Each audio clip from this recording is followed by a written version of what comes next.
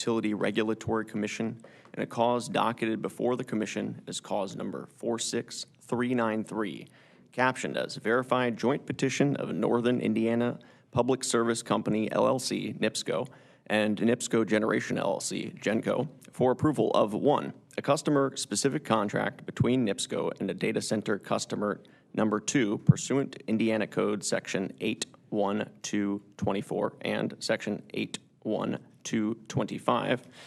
2, a power purchase agreement between Nipsco and GenCo.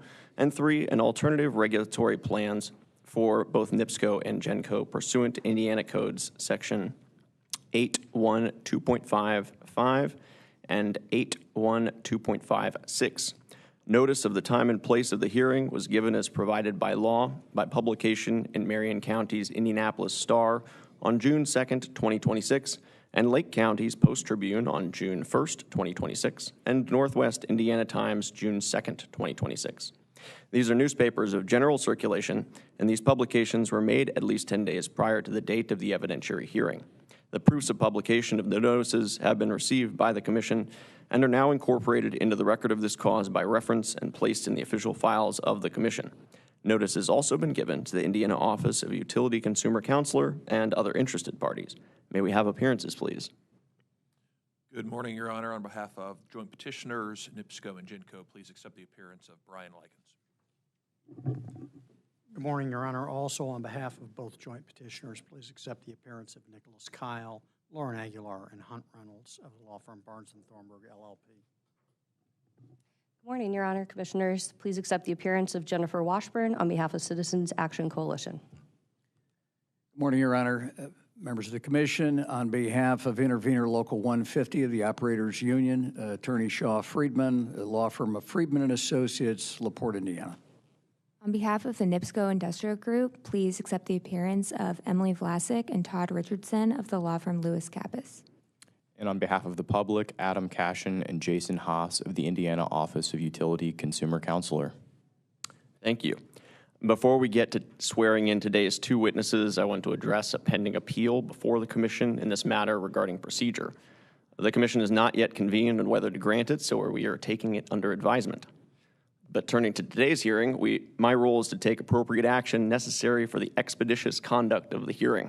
To that end, the parties have pre-filed testimony of today's witnesses. Questions and objections must be based on the applicable evidence and the applicable law. Counsel, in the event of an objection, please keep your comments on the record limited to the legal basis for the objection. Thank you. We have witnesses. Will all those who know themselves to be witnesses in this cause please stand and raise your right hand to be sworn? Do you swear or affirm the evidence you will give in this cause will be the truth, the whole truth, and nothing but the truth? Thank you. Counsel? Your Honor, as an initial matter, I will note I have a personal commitment later on in the day. There's a possibility if we continue past about the 11:30 time, I'll step out at the first available break, and Mr. Kyle will step in for me. I was going to move for the admission of the pre-filed exhibits that are not Mr. Parisi's, and then I'll move for admission of his pre-filed exhibits when he takes the stand, if that works for you. It does. This morning, we would move for the admission of the following pre-filed exhibits on behalf of the joint petitioners, which is joint petitioners exhibit number 2. Public version of the verified direct testimony of Gunnar J. Godey. Joint petitioners exhibit number 2, HC, the highly confidential pages in the verified direct testimony of Gunnar J. Godey, including highly confidential attachment 2A. Joint petitioners exhibit number 3, which is the public version of the verified direct testimony of Carl E. Stanley, including redacted highly confidential attachment 3B. Joint petitioners exhibit number 3, HC, the highly confidential pages in the verified direct testimony of Carl E. Stanley, including highly confidential attachments 3A and 3B. Joint petitioners exhibit number 3R, the public version of the verified rebuttal testimony of Mr. Stanley, and joint petitioners exhibit number 3RHC, which are the highly confidential pages of Mr. Stanley's rebuttal testimony. No objection, Your Honor. No objection, Your Honor. No objection, Your Honor. No objection from the public, Your Honor. Thank you. And my understanding is that parties have also waived cross. Hearing no objection, I will show petitioners exhibit 2, 2HC, 3, 3HC, 3R, 3RHC admitted into the record. And then we would call Mr. Vince Parisi to the stand this morning. Thank you.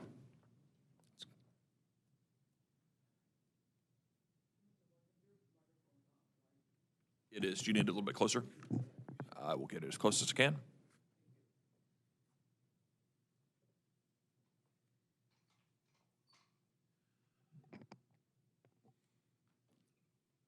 Good morning, Mr. Parisi. Could you please state your name and spell it for the court reporter? Vincent Parisi. It's VINCENT PARISI. And by whom are you employed and in what capacity? Northern Indiana Public Service Company, Nipsco, as the president, CEO, and COO. In that position, did you have prepared direct and rebuttal testimony for this cause? I did. And do you see those in front of you on the table? I do. Could you first look at exhibit number 1, which would be your direct testimony?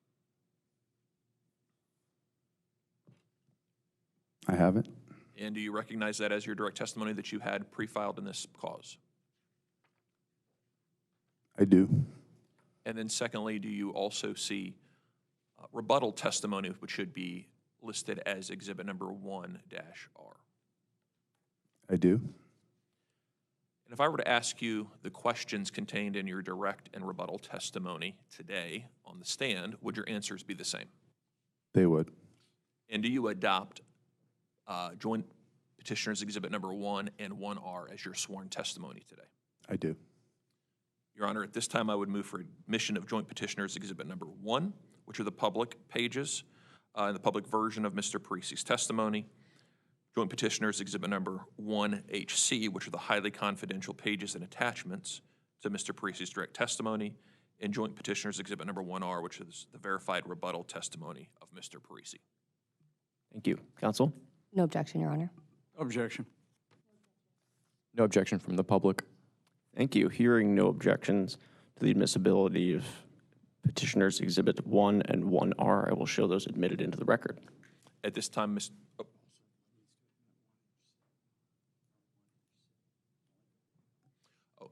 just for the record, wanted to also note or clarify that Exhibit 1HC was also admitted. Yes, I apologize. Understanding there are similarly no objections for that, I will also show Petitioners Exhibit 1HC admitted into the record. Thank you for catching that. At this time, Mr. Parisi is available for cross-examination. Thank you, counsel. Thank you, Your Honor. Good morning, Mr. Parisi. Good morning. Welcome back. Thank you. You previously have testified in a few of the GenCo cases now, is that correct? It is. Okay. Including in 46322, the Amazon Data Services case, correct? That's correct. If I could have you please turn to your direct testimony, page 3, line 16.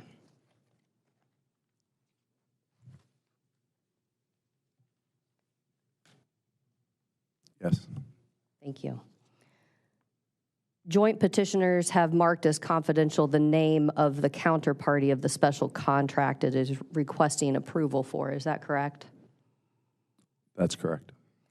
And the counterparty is a wholly owned subsidiary of Alphabet Inc., as shown in line 16 as well, correct? That's correct. Can you please explain why joint petitioners have marked this as confidential? It's important to the counterparty that that information remain confidential.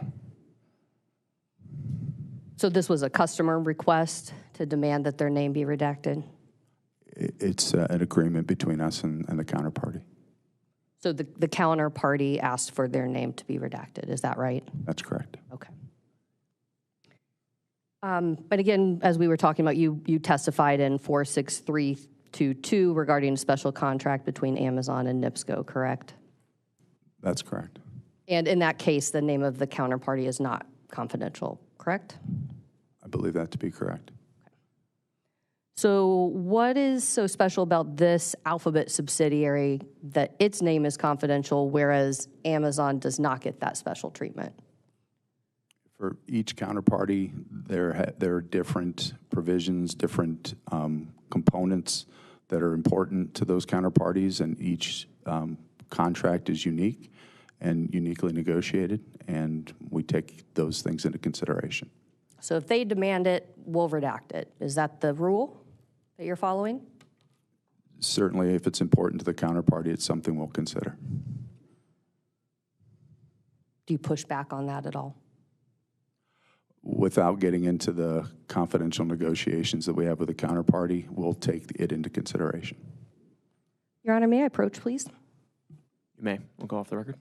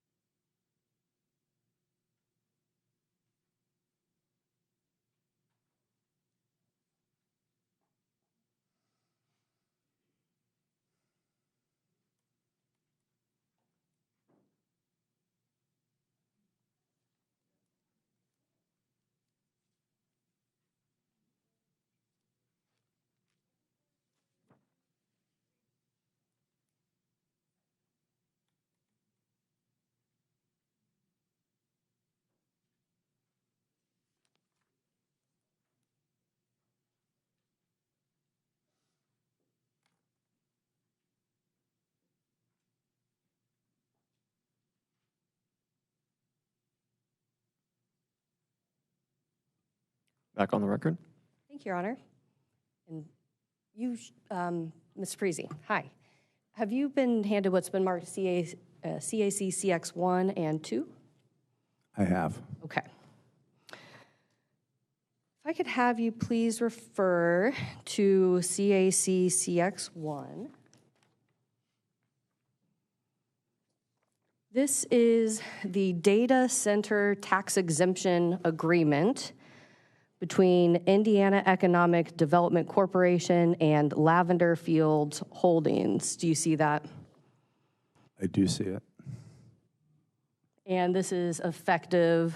You can see, let's see, back date.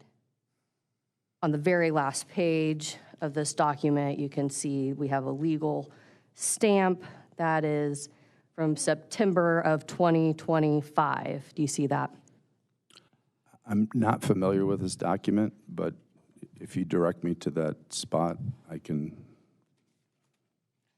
On the very last page, do you see that it says Project Maze? That's the name of the project at issue in this case, is that right? The name of the project is Project Maze. Okay, so you're aware that data centers are getting significant tax exemptions in the state of Indiana, correct? I'm not familiar with this document. I am aware that there are tax exemptions. Are there tax exemptions for Project Maze? I'm not specifically aware of that.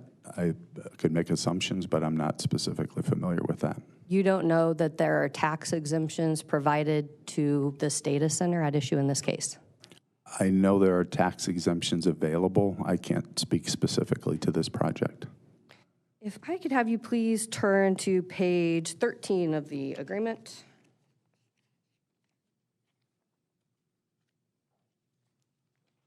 This shows the project is located at 402 Royal Road, Michigan City. Do you see that? Again, I'm not familiar with this document, but I do see that address. Great. And then on the very last page, we've already established this is the Project Maze Data Center, correct? Again, not familiar with this document. So I can tell you what the words are on the page that you point me to. This document was downloaded from the Indiana Economic Development Corporation Transparency Portal. You're aware of the IEDC in Indiana? I am aware of the IEDC. Great. So I'll give you a minute to flip through this, and then I can ask you if you agree that this is a document reflecting the sales tax exemption for Project Maze. Let me know when you're ready. Again, this is a significant document. If you'd like me to sit and read the entire document, I can do that to familiarize myself with it. But again, not familiar with this document. I think just the first two sentences should do it. Maybe the purpose of the agreement. So I could read it for you. To fulfill purposes and provisions provided in Indiana Code 6-2.5-15-1 et sec, and in accordance with the terms and conditions contained herein, the IEDC has awarded a specific transaction award certificate attached to this agreement as Exhibit B for the exemption of the Indiana gross retail and use tax as related to the purchase of qualified data center equipment pursuant to the gross retail and use tax exemption for data center equipment program. Do you see that? I do. I could have you please turn to page 16.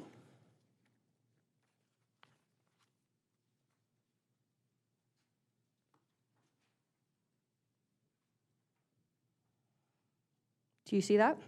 I do. This is Exhibit C, the list of affiliates that are part of this agreement. Could I have you please read the name of each of these three entities? The name on the first line is Google LLC. The name about halfway down is Design LLC. And the name toward the bottom is Midnight Sun Ventures LLC. Mr. Parisi, based on this public document, do you still maintain that the counterparty to your agreement is confidential information and should be redacted in your testimony? Again, I'm not familiar with this document, so I can tell you what the words are on the page. I can't specifically correlate the document to this case. If information that has been redacted in your testimony is then shown to be public, would you agree? I know you have a law degree. Would you agree then that that makes it public information? I believe that's up to the commission. Do you think that by keeping the name of the counterparty confidential, it could mean that the public has a pretty difficult time evaluating the special contract? I don't think the specific name of the counterparty is critical to understanding the provisions of the contract. Do you think that by keeping the name of the counterparty confidential, the public can't track the activities of this company? I think there'll be a physical location where the activities occur and the public will be able to physically see the facility. So I think the activities of the company at the facility will be relatively open. Your Honor, at this point, I'm going to interpose an objection. If Mrs. Washburn had a problem with Mr. Parisi's pre-filed testimony, docket entry specifically stated that 10 days prior, their objections to pre-filed testimony should be made. No objections were made at the time we claimed it to be confidential. No objections were made when the commission issued a docket entry preliminarily granting confidentiality. No objections have been made to his pre-filed testimony. Thus, the time to address this issue really has passed. So I'm not exactly sure why we're spending our time this morning talking about the confidentiality as opposed to the substance of the contract. Sorry, the legal basis for your objection is? Ms. Washburn had an opportunity to object to this, both when we initially filed it as well as required to file objections to pre-filed testimony 10 days in advance of the hearing. She failed to do that, thus she's waived any objection to confidentiality. I'm going to overrule the objection. You may continue. Thank you, Your Honor. Do you think that by keeping the name of the counterparty confidential, other companies could be disadvantaged by giving special confidential treatment to the Alphabet subsidiary, whereas other businesses like Amazon have their names publicly identified in special contract proceedings? I don't think the public identification of the counterparty has any real bearing on the treatment that ultimately we provide.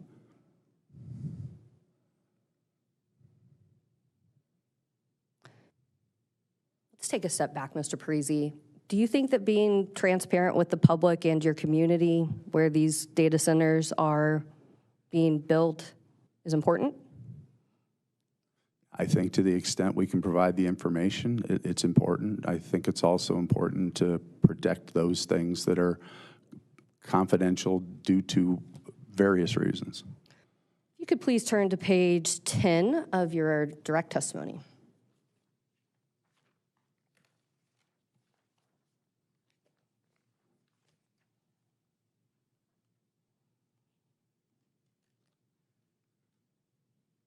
Yes, I'm there. On line 10, you redact the size of the contract. Is that right? The specific megawatts, that's correct. Can I please have you look at what has been marked as CAC CX2? Yes. I think we established in the Amazon contract proceeding that you know what the NiSource shareholder earnings calls are. Is that right? That's correct. This is a page from the May 6th earnings call for NiSource. Do you see that on the front page?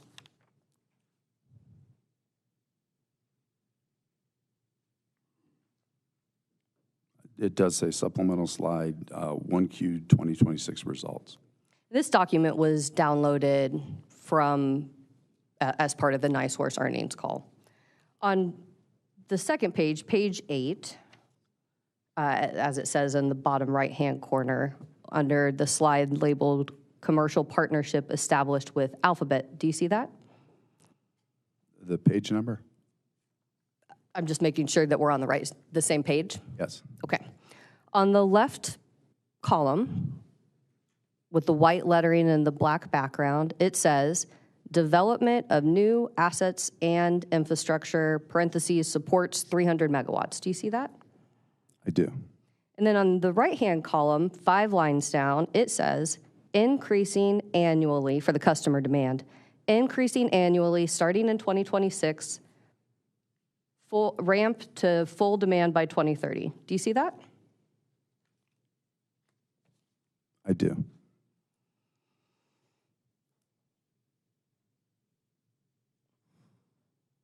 So that was on May 6th, and subject to check, this exact same slide is in the June NiSource earnings call slide deck. Were you aware that this 300 megawatts was already public information? I'm aware that it says supports 300 megawatts. What does that mean to you? That it could specifically support up to 300 megawatts of load. And that's what we're talking about with this contract, right? Your Honor, at this point, I'm going to object.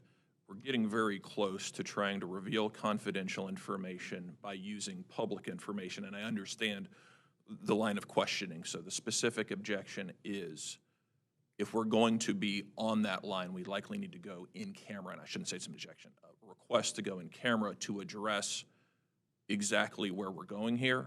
I understand she's trying to get information to become public, but there are differences in what we're talking about, and as she is referring to them, she is inferring things should be public and connecting dots that have not been publicly connected. Ms. Washburn? Public information is public information. I'm not sure what the legal basis of Mr. Lyken's objection is. when something is public, it is no longer confidential. So I'm not sure. I don't understand his objection here.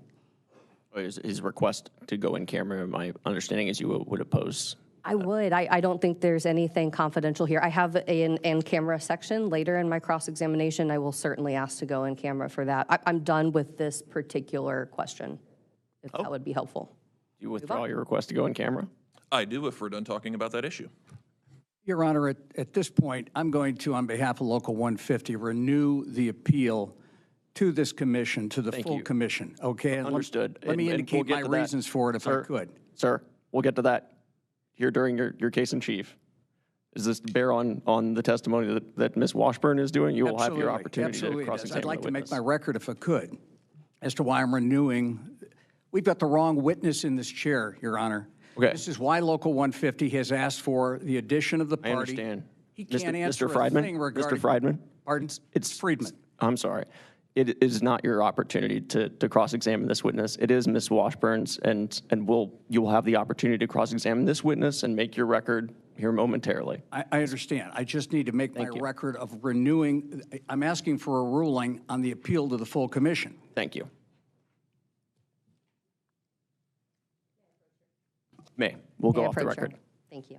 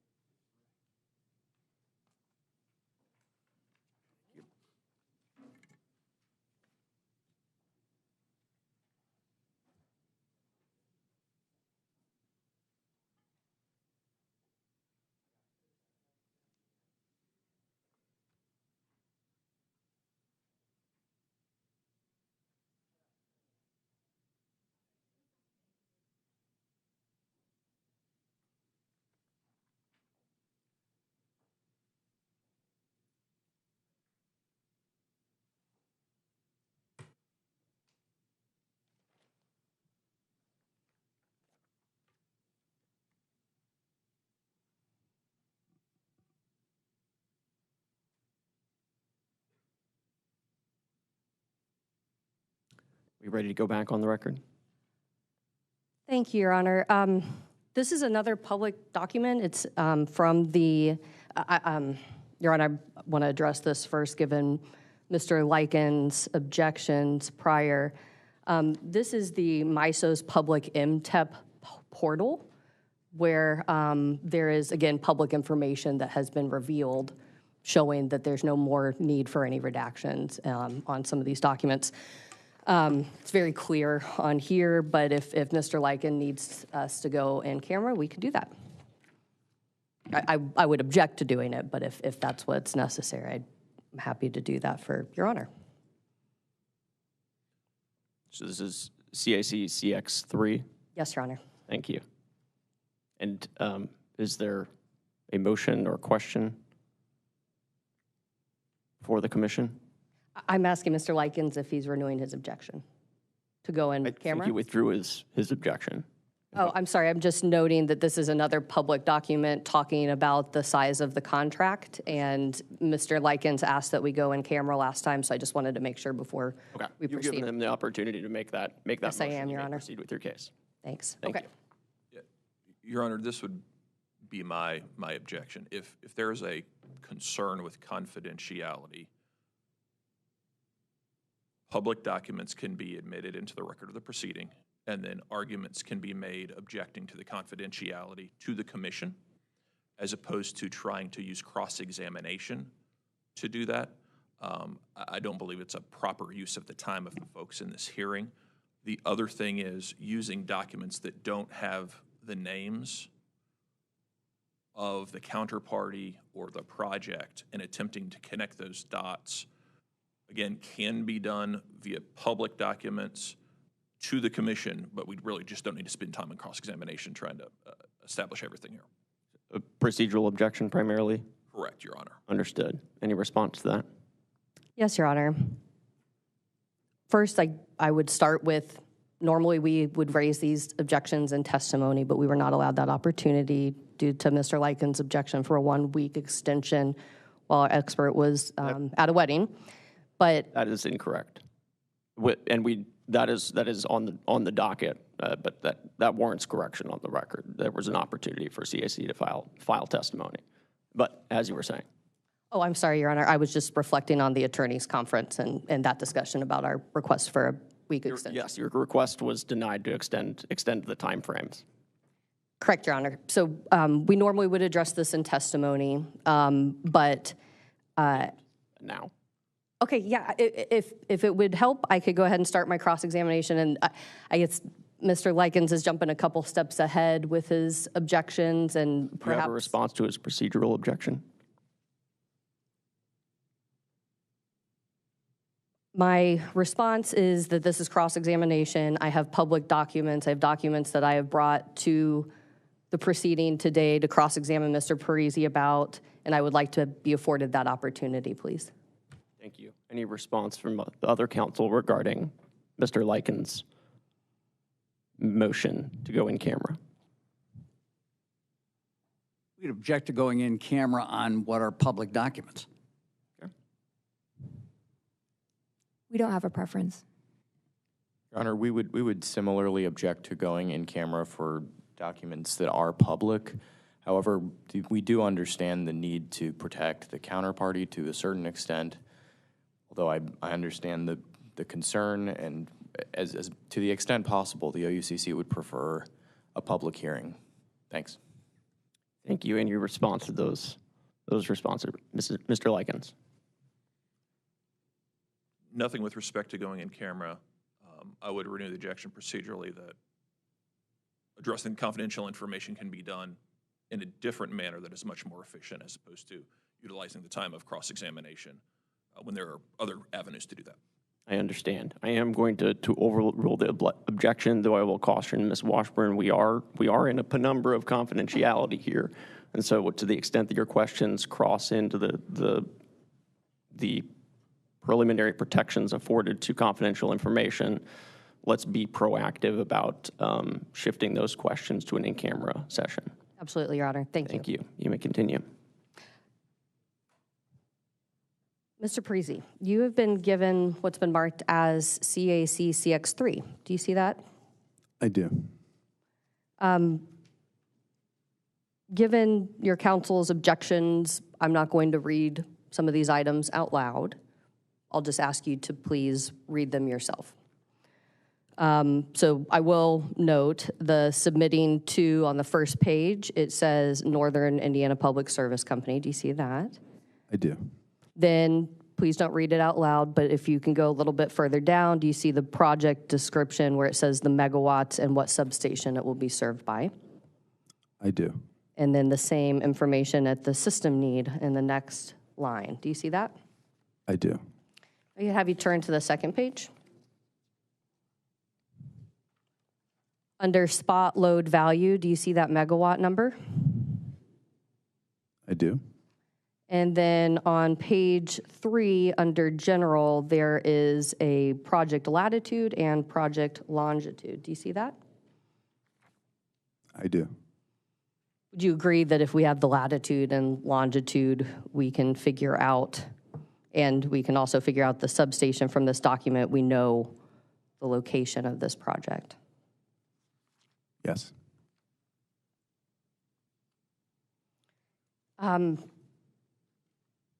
Okay, thank you. If I could have you please set that aside. In your direct testimony, page 11,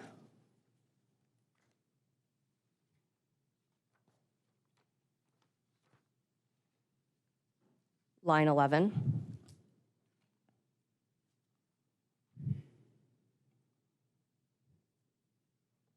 Yes. Nipsco also redacts the term of the contract, is that right? That's correct. In the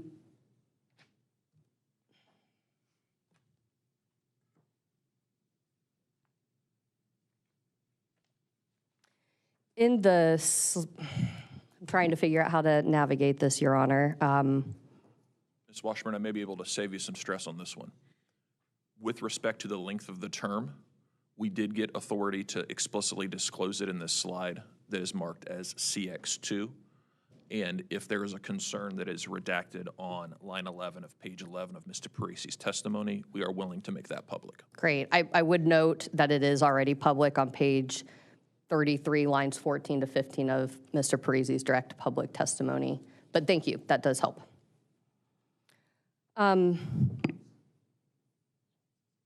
Mr. Parisi, we've walked through a couple different items here, the name of the counterparty, the size of the contract, the year, and the contract length.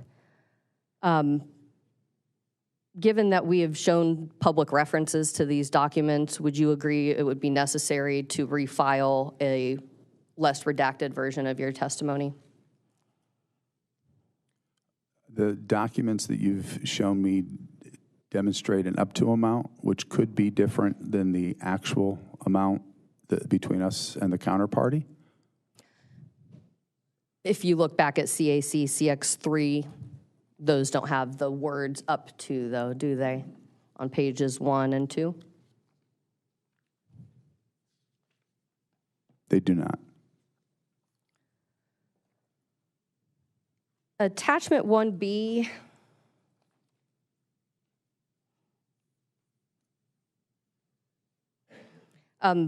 Attachment 1B to your direct testimony, I could have you look at that. And really, you can just look at the public version if you'd rather. Yes. That is redacted in its entirety. Is that right? That's correct. Would you agree that you discussed some of the terms in your public portions of the testimony?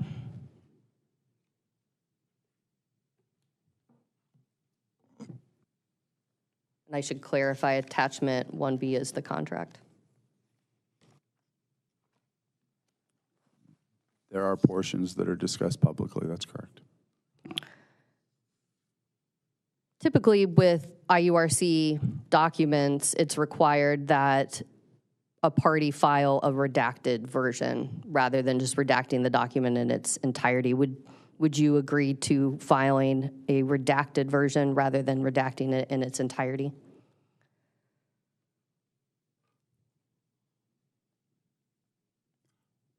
I think there are portions that are redacted and portions that aren't. But the attachment to your testimony is fully redacted. There's nothing that the public can see, correct? That's correct. So would you agree that joint petitioners could refile a less redacted version?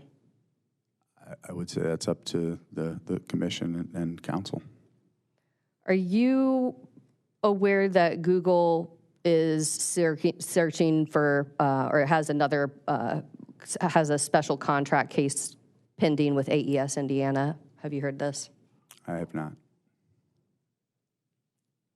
You're not aware that Google has another pending data center contract? I'm not aware of their other contracts. You don't track data center proposals in the state? I don't. We're busy with ours. Okay,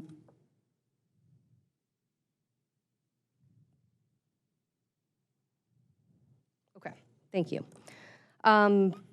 Would you say, if you were to learn that Google has another pending case wherein it only made line item redactions rather than the entire redacted agreement, do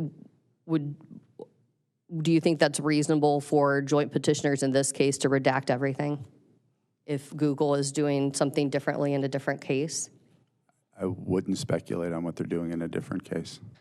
Does that seem to indicate that it was Genco and Nipsco that wanted this redacted rather than Google? Again, I wouldn't speculate on that. So you don't know whether or not it was your team or the counterparty that wanted this redacted? I would say it was a negotiation between the parties. Does Nipsco and Genco, do joint petitioners tend to ask for things to be redacted when a data center does not? There are likely provisions that we like to have redacted, yes. Would you agree that there is a significant amount of public concern and discourse with respect to the issue of data center expansion in Indiana? I would certainly say there's public discussion on it, yes. Do you think that members of the public and elected officials would like to understand the data center proposals that joint petitioners are presenting? I think there's significant information in our case to understand the proposal. Except for the items that we just discussed, right? That's correct. Do you think that increased transparency is important to improving public acceptance of data centers? I do think transparency is important. I could have you please turn to page 11 of your direct testimony.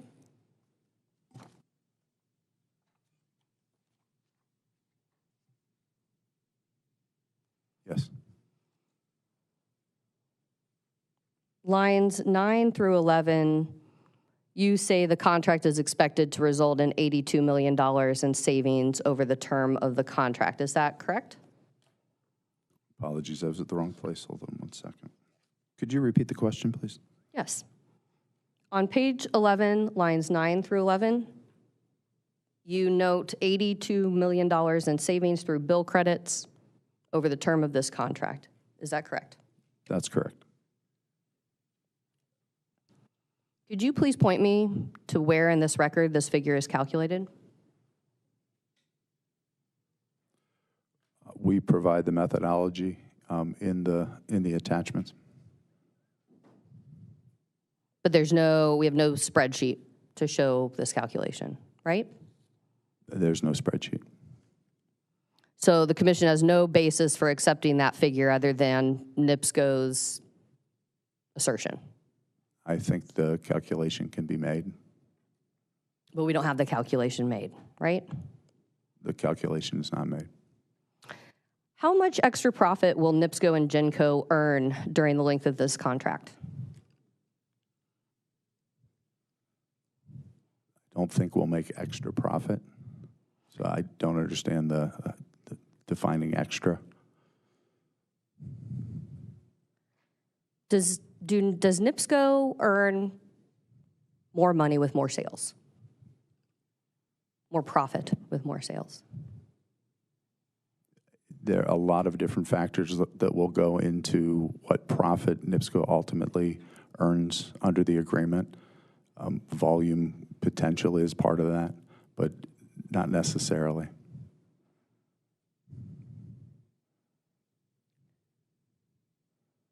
So volume, so you're saying that you disagree with the premise that increased sales could mean more profit? Ultimately, profit that Nipsco makes in the contract will depend upon our costs to ultimately provide the service. You've been in this industry a long time, generally speaking. More sales is more profit for the utility, correct? Not necessarily.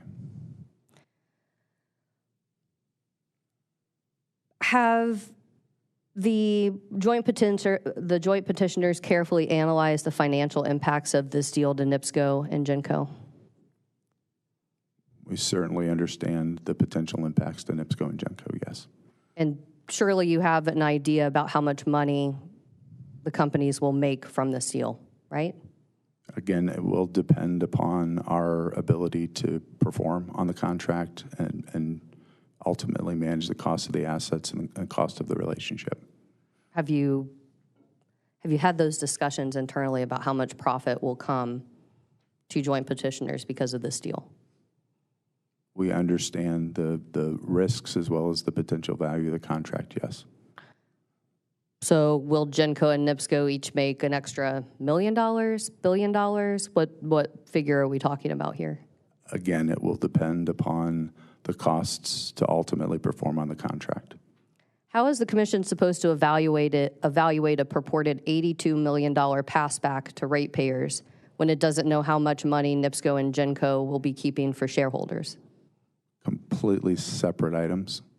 The amount that ultimately the customer pays under the contract for use of the system is completely independent of what Nipsco will make on the contract or won't make on the contract.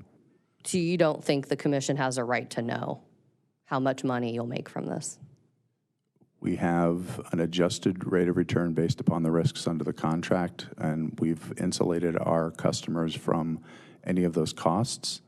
And so I don't think it's relevant to the overall equation. What is the rate of return expected for Genco? It's higher than Nipsco, correct? Potentially. Again, it will depend on how we perform on each of the contracts. In the original Genco proceeding 46183, we presented evidence that was expecting returns at 13%. Are you reaching 13% returns at Genco? Again, it will depend on how we ultimately perform on the contracts. So potentially, yes.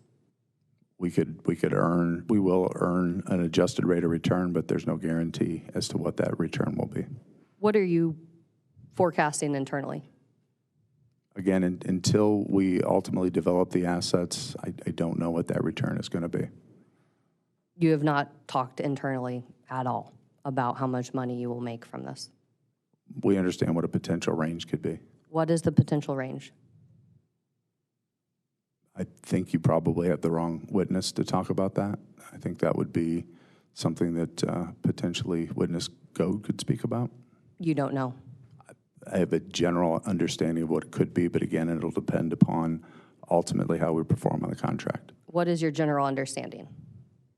Again, we don't have a specific range in here, so it will completely depend upon how we perform on the contract. What is your general understanding? Could you please answer the question? Again, until we ultimately start to construct the assets, I do not have an answer to that question. Your Honor, at this time, I would request the commission instruct the witness to please answer this question. He obviously knows the answer and is not answering. Any response from his attorney? Yeah, I would note, first of all, Mr. Parisi doesn't speak to the return of the contract. He has noted there is no level of return stated in the contract, and also noted it would, in essence, be speculation in that it is dependent upon the different factors, including what we spend. I would also note, to the extent it's going to be directed, I would move for that answer to be I would move for that answer to be confidential if it's going to be so directed, as the returns that we're seeking or may expect under a specific contract with a specific customer would be confidential in nature. May I reply? We have a few, pending. So let's deal with first the motion to go in camera, and we'll do that as we have with all the other motions to go in camera. The $82 million figure that's purportedly going back to ratepayers is public. I don't understand what the basis would be for them to keep confidential their earnings on this. You don't understand what would be the basis for keeping earnings confidential from the joint petitioners in this case? I haven't heard a specific, I don't have line references. I don't have any direction from joint petitioners counsel as to why and where this information is that's confidential. He's the president, CEO, and COO. He's indicated that he understands what this number is. Mr. Friedman? It's a publicly traded company, and those figures should be available to the commission. We think it's a decision for the commission.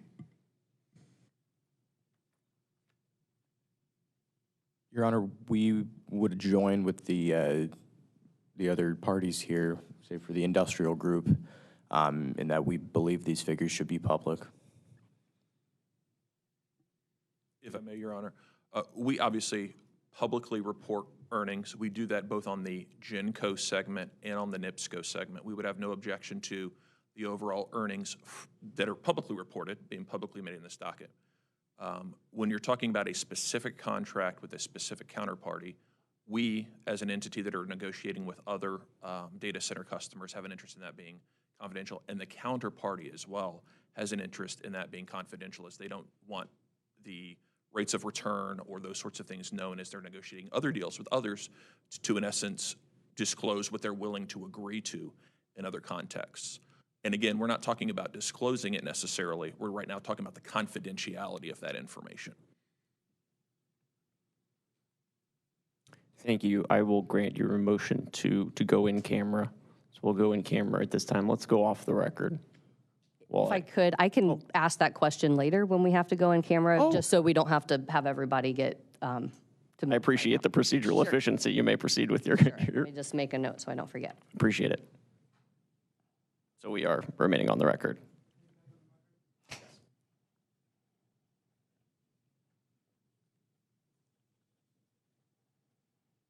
Thank you.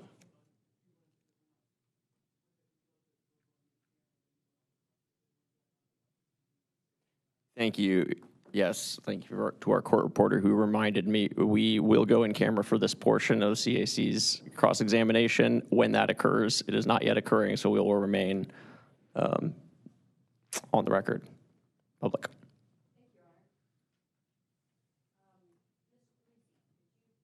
Sorry. Thank you, Your Honor. Mr. Parisi, could you please turn to your direct testimony page 25, lines 16 through 18.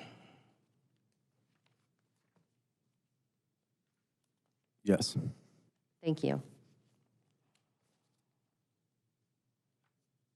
You say here that a new base rate case filing will not cause a reset of the customer-specific contract fixed infrastructure and development charge. Do you see that?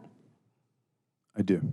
So if future transmission costs are much more expensive than anticipated, other ratepayers will pay higher rates, but the data center's rates won't be adjusted to reflect that increase?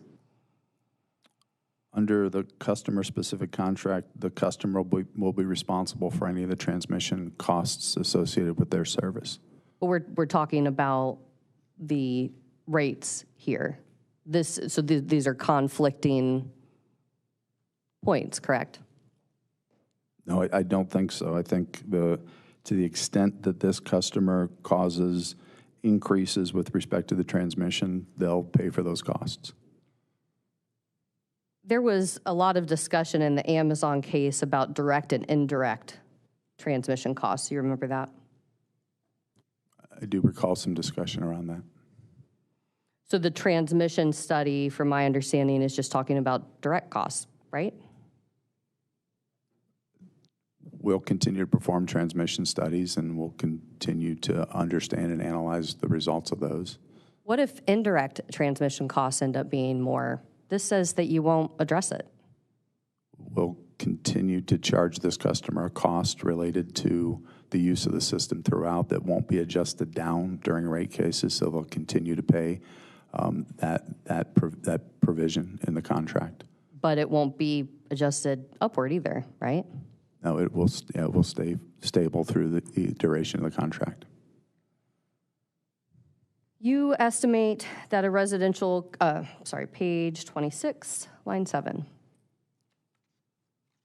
You estimate that a residential customer will see savings of $5.26 per year after the data center has ramped up, correct? Correct. Your Honor, may I approach? May, we'll go off the record.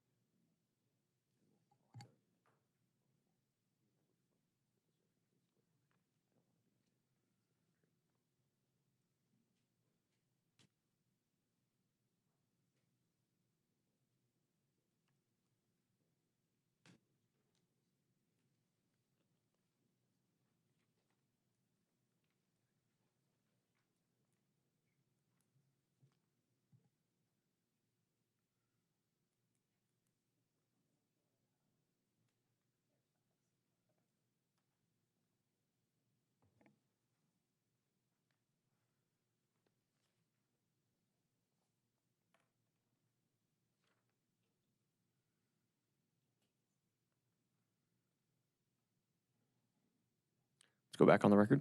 Thank you, Your Honor. Mr. Parisi, you've been handed a document. It is, do you see the file SAMP April 22nd, 2026? I do. And this has been filed with the Indiana Utility Regulatory Commission. Do you see that? Not familiar with this document, but I do see that stamp. This is cause number 46394. It's a copy of the verified direct testimony of Chad Rogers on behalf of AES Indiana. This has been publicly filed with the commission. I have some questions about it, Your Honor. Should I proceed with those? Normally okay, great, thank you. If I could have you turn to page 29 of this document. I'm sorry, I misspoke. Did you move for the admission of administrative notice 1? No, I was going to lay the foundation first. Okay. And Absent objections, I'm fine with that. Okay, thank you. But given that this is a publicly filed document with the commission, typically the practice has been to do administrative notice. Understood. Okay, thanks. So I'm going to direct you, please, to page 29, table CAR-1, labeled the estimated monthly bill impact of fixed cost recovery benefit for a residential customer using 1,000 kWh. Do you see that? Again, not familiar with this document, but I do see that Okay. line. So we were just talking about the $5.26 that residential customers will see on average per year.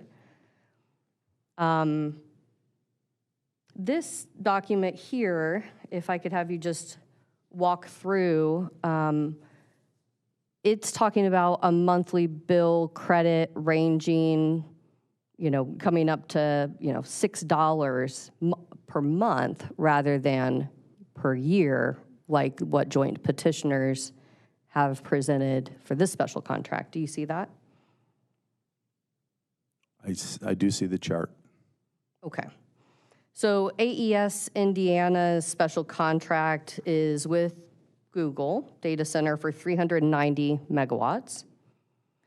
And residential customers will be receiving more than $5 per month in benefits by 2037, as opposed to getting $5 per year as proposed here.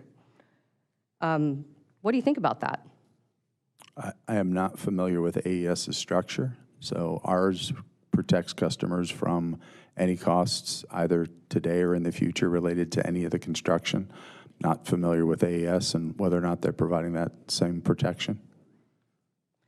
You were president for AES, correct? I was about 6 years ago. So when you say you're not familiar with AES, you're just specifically talking about the details. You know who AES is, obviously. Yeah, I think I said I wasn't familiar with this agreement or their structure for their agreement, but yes, I'm familiar with AES. So in your due diligence for this case, you didn't look here and see, hey, AES Indiana is proposing $5 a month for residential customer, whereas we're only proposing $5 a year for residential customers. You didn't look at that or have anybody look at that internally? We focused on our negotiation. Would you agree this really underscores the difference between your approach to data centers and other Indiana utilities? I think our approach is a good approach for our customers. It ensures that our customers do not take the responsibility for the generation or transmission costs today or in the future. And I think it strikes a reasonable balance with respect to what it provides back in benefit to customers based upon that risk. So GenCo structure protects customers from risk, but GenCo gets to keep most of the benefit. Is that your testimony? I think our customers will benefit significantly, $82 million over the life of the contract without taking any risk or paying any of the costs associated with those investments. So I think that's significant. Nipsco electric residential customers are now have the highest bills in the state. You're aware of that, right? We covered that the last proceeding. And I think in the last proceeding, I disagreed with that characterization as well. I remember your objection, and I thought about it afterwards. Your objection, I believe, was on the 1,000 kWh, where your users typically, on average, use less, right? Significantly less. Our average residential customer uses 672 kWh, which is the basis for our rates, so has an impact on the rate, but the bill is a function of rate times volume. So your testimony is, we don't care about these comparisons across the board for the other Indiana utilities because our customers use less, so it doesn't matter that on a per unit basis we're more? We care about fair comparisons. So if we compare bill to bill, as you can see on this sheet, they're using 1,000 kWh, which is closer to what I believe AES's average residential customers' consumption is, which is 30-some% higher than what our customers are. So on a per unit basis, do you care that your bills are the highest? Again, a significant number of our customers' bills are at or below what is the average across the state. So because your customers choose to pinch pennies to keep their bills low, is that your testimony that we shouldn't look and have that comparison across other Indiana utilities because your customers use less because they feel like they need to?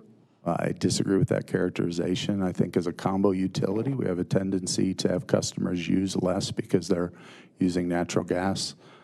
We also have a very effective energy efficiency program that helps our customers with usage. And we do a lot around communicating with our customers about the benefit of usage and reducing usage. In your leadership role at Nipsco, what are you doing to address this affordability crisis in your service territory? I disagree with the characterization of it as a crisis, but we've done a number of things to try to increase our communication with our customers. We've created customer care events to allow our customers to come in and ask questions and provide transparency. We've created the bill comparison sheets. We've provided sheets to our customers that explain the bill in more detail. And we continue to look at every part of our organization to make sure that we're providing reliable service to our customers. What about simply giving more of the data center money back to your customers who are experiencing this upending of our electric industry and their communities? What about just giving more money back to them rather than to your shareholders? So far, we've announced $1.4 billion that'll go back to our customers over the pendency of the contracts that we've talked about. And as we continue to add additional customers, we'll continue to add additional savings. I think $1.4 billion going back to our customers without the risk or the cost associated with the investments that are necessary is significant. We haven't talked as much about the value that our specific communities will see from the tax revenues and the pilots associated with the generation we'll build and the data centers that will invest there, but that's significant as well to help our customers with respect to all costs. The Amazon contract is the largest in the nation, right, for a data center, 2.4 gigawatts. Was $1 billion enough, 1.4? Your Honor, I'm going to object to that question. The Amazon contract is not here. A final order was issued by the commission. It was found to be just reasonable in the public interest. So I would object to questioning about whether that was sufficient in the Amazon deal. I can withdraw it, but he did talk about the 1.4 Thank you for billion. withdrawing your question. At this time, Your Honor, just so I don't lose track, I'd like to move into a mission, what's been marked as CAC CX1, 2, and 3, and Administrative Notice 1. No objections from joint petitioners. No objection. No objection. No objection from the public, Your Honor. Thank you. Hearing no objection, we'll go in camera. Let's go off the record to enable that real fast. Oh, I'm sorry. I don't need to go in camera. Oh, I'm sorry. I just wanted to make sure I didn't lose track of that. Okay. Apologies for the confusion. Yes, I'm sorry, yes, in the exhibits, I'm sorry, cross-exhibit 1, 2, and 3, and administrative notice exhibits are admitted into the record. Thank you, Your Honor. Mr. Parisi, on page 14, line 12 of your direct testimony,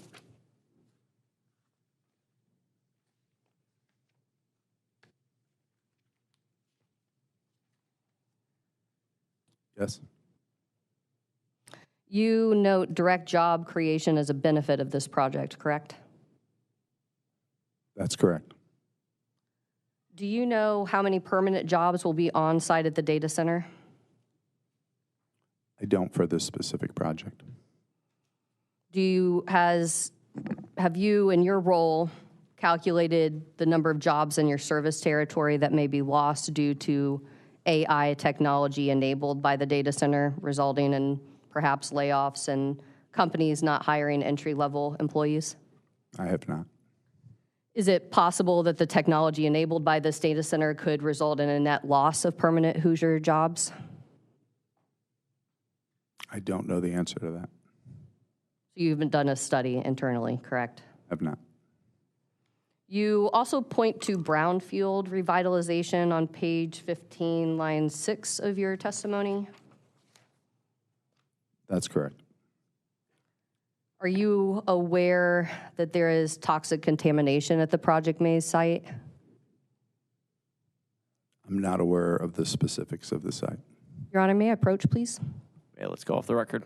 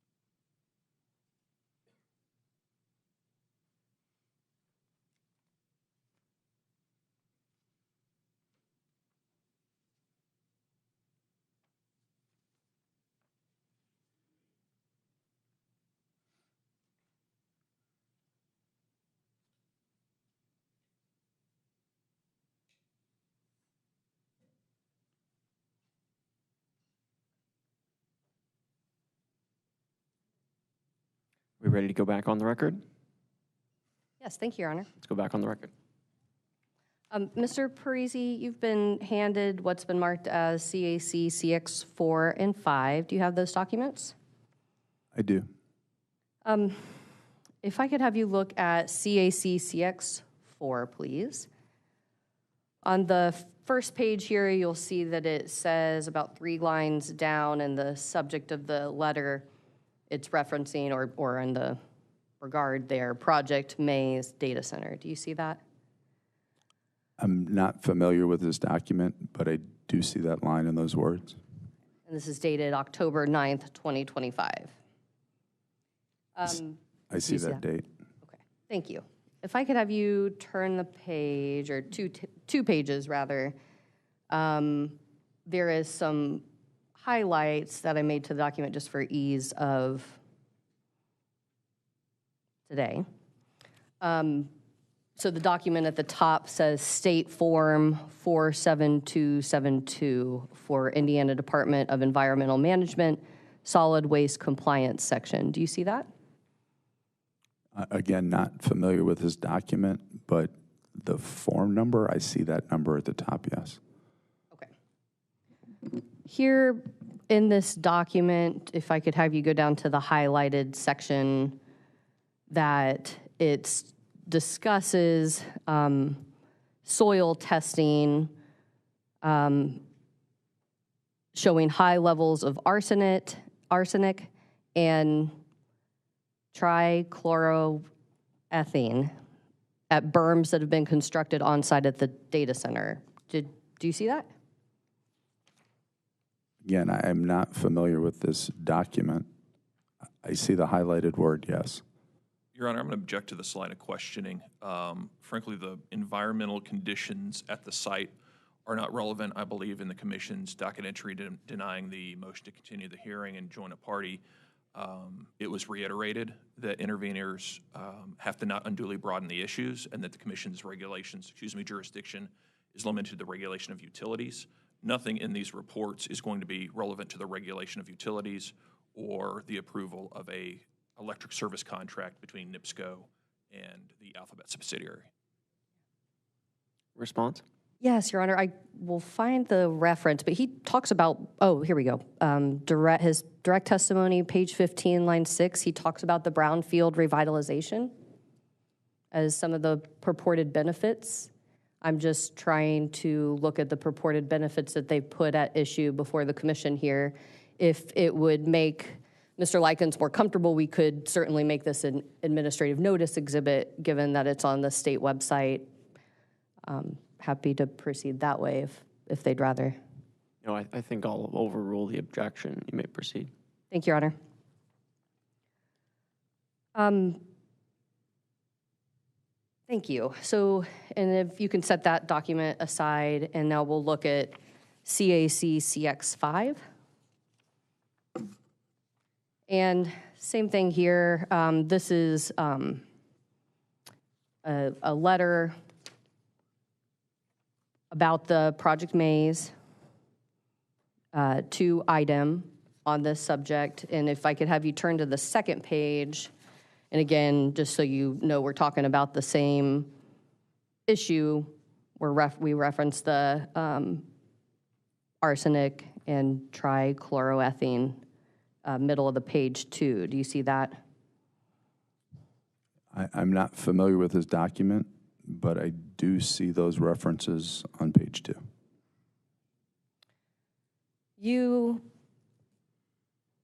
So did you know about these high levels of arsenic and trichloroethene at the project site? Again, I'm not familiar with the details of the project site. But you do talk about the brownfield revitalization, but you didn't look at the contamination at the site? My reference is to an unutilized site that can now be utilized. You mentioned speed to power as being important for data centers like this. Is it possible that prioritizing speed above all else, data centers like Project Maze are cutting corners when it comes to the environmental compliance? I could assume that they would meet whatever the state requirements are related to the site. If they don't, would you have concern as the leadership of Nipsco?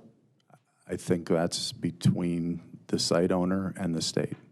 You talk about the benefits for your community. Would you say that contamination at the site is a benefit? I would say utilization of a previously dormant site is a benefit.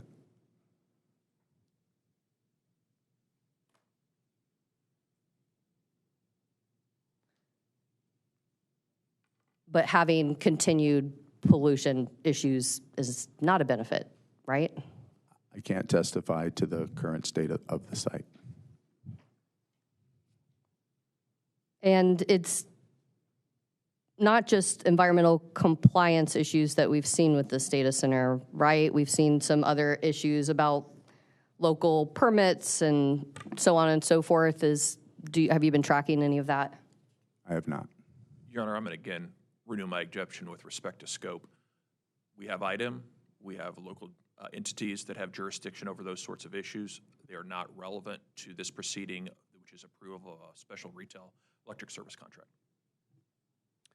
Thank you for your objection, Ms. Washburn. I think I can intuit your response, and I will overrule the objection while noting that I've given you a fair amount of leeway, but ultimately this is the Indiana Utilities Commission, so let's keep it focused on the issues today. Thank you, Your Honor. And I'm moving on to my next subject, actually. At this time, I'd move what's been marked as CAC CX4 and CX5, but again, would just renew my offer if there's a preference for this to be an admin notice. Happy to navigate that.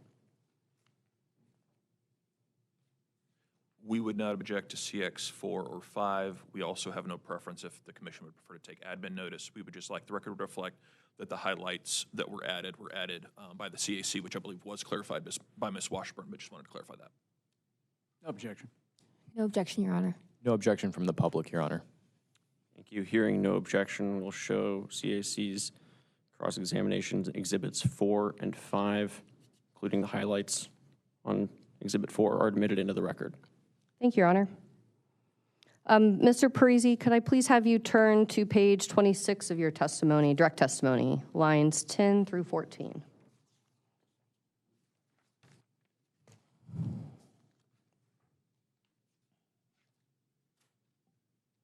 Yes, I'm there. Thank you. So this discusses how Nipsco is proposing to allocate about 38% of the shared system credit to residential customers, correct? That's correct. And you say that's based on traditional cost of service principles, correct? That's correct. As we were discussing, would you agree there is at least a particularly heightened concern about residential customer affordability in your service territory right now? I'll acknowledge that there is a conversation with respect to affordability around the state and frankly around the country right now. Yes. Given the affordability concerns, isn't there strong justification in this instance for taking issues like residential rate shock into consideration? Under this agreement, our customers won't take any responsibility for the cost associated with either the generation or the transmission, and will receive a fairly significant benefit back. So I think we are taking that into consideration. Would allocating a higher portion of the shared system credit to residential customers be consistent with improving residential affordability and mitigating any rate issues experienced by Nipsco residential customers? I think there are different methodologies that could be used. I think the one that we're using is reasonable and was approved in the Amazon case. And do you recall CAC advocated for at least 50% of that shared system credit be allocated to residential class based on the residential affordability concerns? I do recall that. Okay, thank you. I've now arrived to my in-camera portion, Your Honor.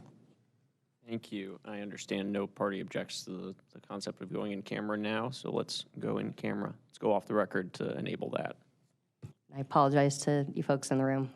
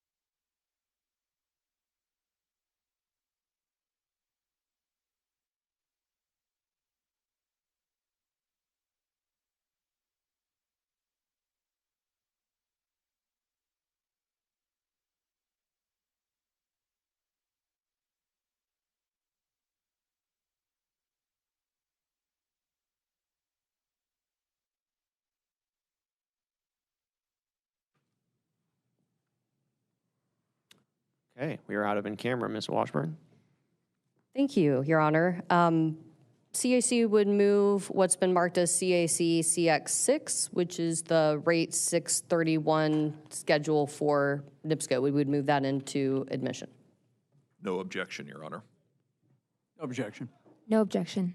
No objection from the public, Your Honor. Thank you. Hearing no objection, I'll show CAC CX6 admitted into the record. Anything further?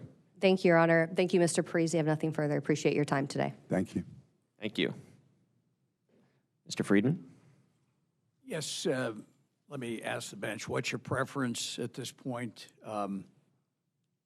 Cross it. in terms of timing and everything else? I don't understand the question. I think you had said something about a break at some point, or 12:30, we will take lunch. Fair enough. And in the interim, you may cross-examine the witness. Thank you, Judge. I'll do so. Good morning, Mr. Parisi. How Good are you morning. today? Good, thank you. Good. As you know, I represent Local 150, the Operators Union. I do. The locals had a very good working relationship with Nipsco, hasn't it? They do. That doesn't necessarily count in terms of the counterparty here, does it?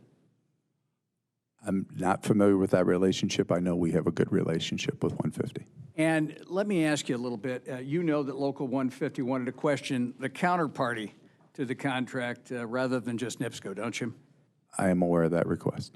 And you know that we moved to have them added as a party so that we could ask various questions of them regarding the site, expectations for the project. You're aware of that, correct? I am. You're also aware there's a fair amount of controversy that has erupted at this particular site.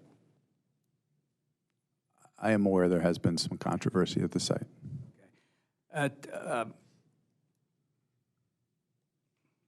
Do you believe there should not be a representative of the Google subsidiary here to answer questions as part of this proceeding?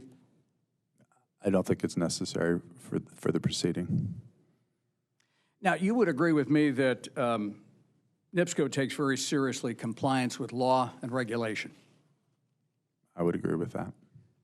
Nipsco, in fact, prides itself on compliance with state law, with federal law, and in fact has been recognized over the years for its compliance with law and regulation. Is that correct? I think compliance for us is a cornerstone of what we do. As part of that, Nipsco is also rated by Morgan Stanley Capital in what is known as the ESG ratings. Is that correct? That's my understanding. And NiSource has maintained highest ESG ratings, that's environmental, social, and governance ratings for several consecutive years. Isn't that correct? I believe that's right. And that is also a reflection of Morgan Stanley's assessment of how well the company manages long-term environmental, social, and governance risks. Isn't that correct? That's my understanding. Part of that also goes to evaluation in terms of what your supplier expectations are. Isn't that right? I'm not familiar with that portion of it. Okay. Would it surprise you that that's part of the indicia that is used by Morgan Stanley? I'm familiar with the rating, and I'm familiar with the length of time that we've had that distinction, but I'm really not familiar with the details. Okay. Do you attempt to hold suppliers or counterparties to a certain standard of conduct? Our contractors are required to follow certain rules and certainly compliance requirements when they work for us, yes.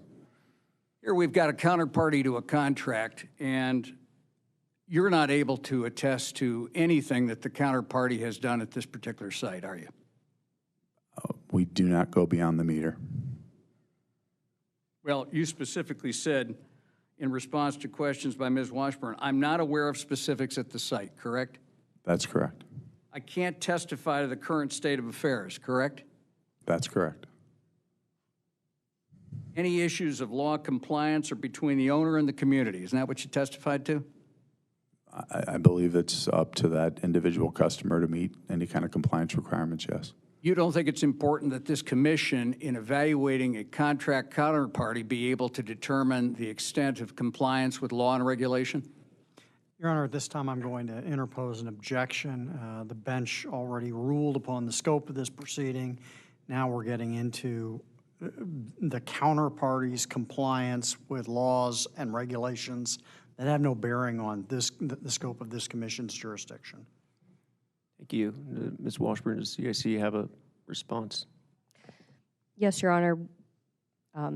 As is our practice, we would prefer to allow parties to bring their case and their evidence. Mr. Parisi speaks very broadly about the benefits of this contract and the impact on its community. So we would ask that Mr. Friedman be able to proceed.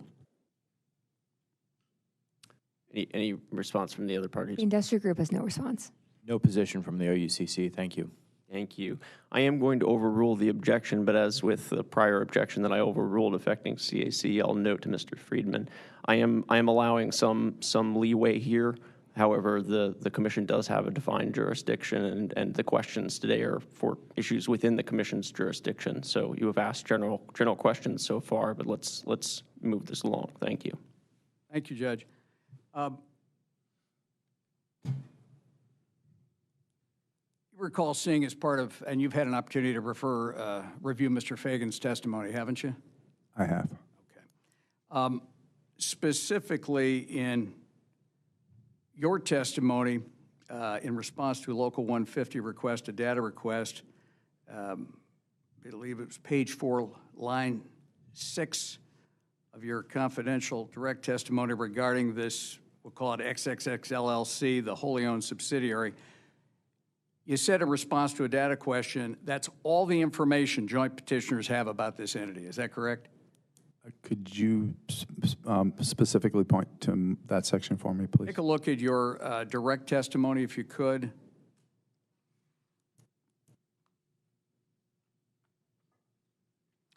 Page 4, line 16. I think you simply indicated that the company was the LLC was a wholly owned subsidiary of Alphabet, Inc., and that was the extent of the information provided. Isn't that correct?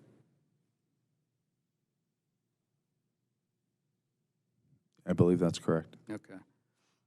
Do you have any more information that you can provide this commission as it does its due diligence as to the nature of this subsidiary, its past business practices, if any?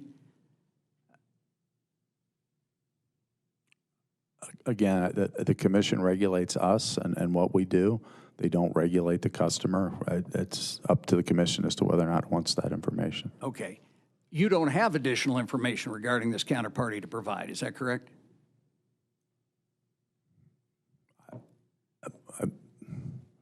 I believe we have additional information with respect to the counterparty. We do financial fitness. We do, other types of review in order to ultimately enter into a contract with any counterparty. Okay. Was this subsidiary set up specifically to operate and build this facility? I don't know. I mean, that's my point. You don't know the extent of what the counterparty's history, financial transactions, anything, do you?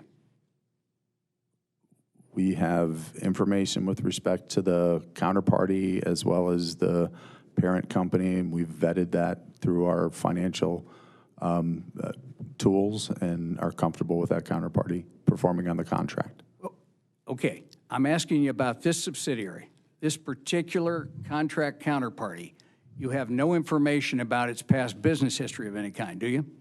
I don't know what other information we have, and our financial team has that. I don't know what that is. Okay, but you're asking the commission to pass on a contract with a counterparty that you provided absolutely no information about, isn't that right? With respect to the service we're going to provide to the counterparty, yes. Okay, so you don't know what this counterparty's history of law and compliance is of any shape or form, do you? Again, I think the purpose of our application is for the commission to rule on our service to this customer.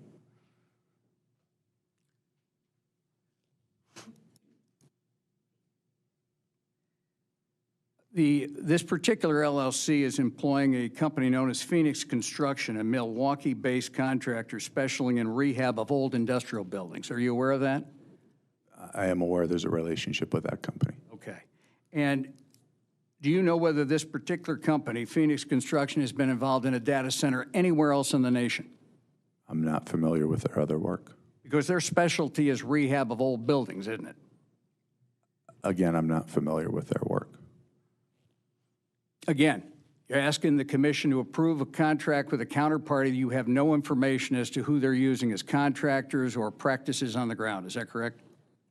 We have 1.4 million customers on our system. We manage the system and the customers that we provide energy to. That's our responsibility. Okay, but 1.4 million customers don't have a contract pending in front of this commission, correct? We have tariffs that ultimately control our relationship with all those customers. And then that's what the commission approves. Are you aware that this particular contract counterparty was red tagged for no permits back in March of 2025? Your Honor, at this time, I will again renew my objection. We are beyond the scope of this commission's jurisdiction. Thank you. Your Honor. I was just going to say similar response. Thanks. Your Honor, the counterparty's compliance with law and compliance, particularly state rules, is relevant and germane to this commission.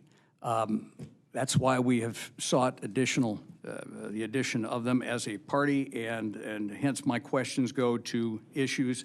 If there's no knowledge by the witness, he can indicate he has no knowledge of it. The industrial group has no position. No position from the public as well. Thank you. I am going to grant the objection, Mr. Friedman. The commission's public interest jurisdiction is not unlimited, neither is the relevant scope of evidence before the commission. You presented significant evidence along this line, and you may ask your next question.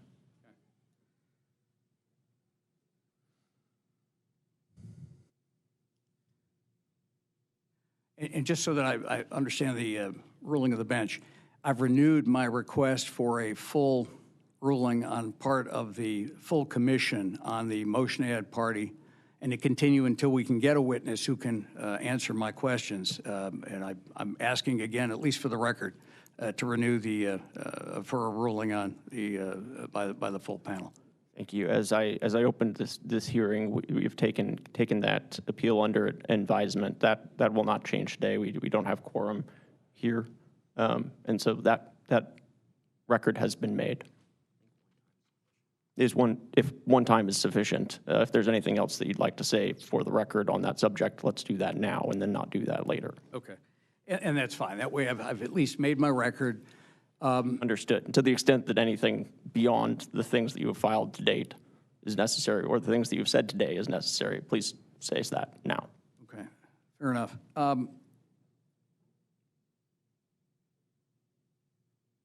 Simply renewed it. For the record, I think the record will reflect that. Thank you, Judge. I think the record does reflect that. Do you have any other questions for this witness? Yes, I do. Thank you. Mr. Parisi, as I understand it, the purpose of GenCo was speed to market. Is that correct?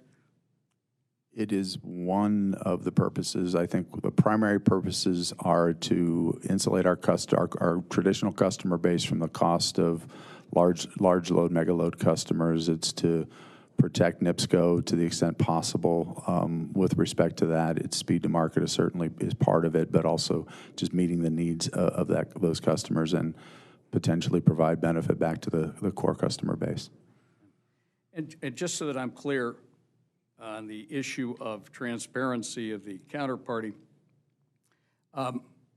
when you indicated the name to be redacted, I thought I heard your counsel indicate the counterparty asked for the name to be redacted. Was that correct?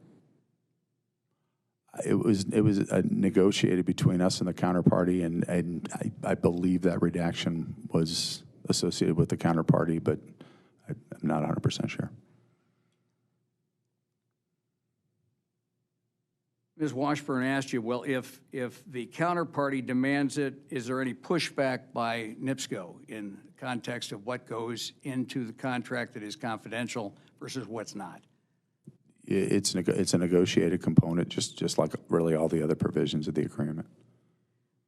Mr. Likens indicated that they did get authority to publish the length of the contract publicly. Is that correct? That's my understanding. So it is the counterparty that's pretty much directing what is public, which is versus what is not. Is that correct? Not in all instances. Let me ask you about an apples to apples comparison because I'm trying to understand this. I endeavored and I know we'll go into camera later about my questions regarding the contract, but I endeavor to provide counsel with my best effort at redacting confidential material, and then was told, look, there are other things that cannot be out there publicly. How is this commission to evaluate on an apples-to-apples basis different special contracts if it can't have various aspects lined up in a public fashion? I think all of the core components of the agreement that would impact our traditional customer base are public. They're out there. Well, my sad effort at redactions resulted in only redacting dollar figures, megawatt amounts. I did my level best. That apparently wasn't sufficient because I'm told that the calculation for termination payments needed to be redacted as well. Apparently that's sensitive in your judgment? All of the provisions in the contract are negotiated, and they're different between counterparties. There are components that we wouldn't, as much as the counterparty, want others to other competitors to see that. Load ramp periods apparently was also an issue that needed to be redacted. Is that correct? That's correct. Guarantees vary from contract to contract. Is that correct? When you say guarantees, can you be more Well, the specific? financial guarantee that's listed in this proposed contract. Does it vary, and how does it vary? We have a general standard that applies to all of the contracts, and then it'll depend on the size, the duration. Risk allocation for changes in generation, accreditation, does that change? Accreditation is really something that's based upon what MISO ultimately does.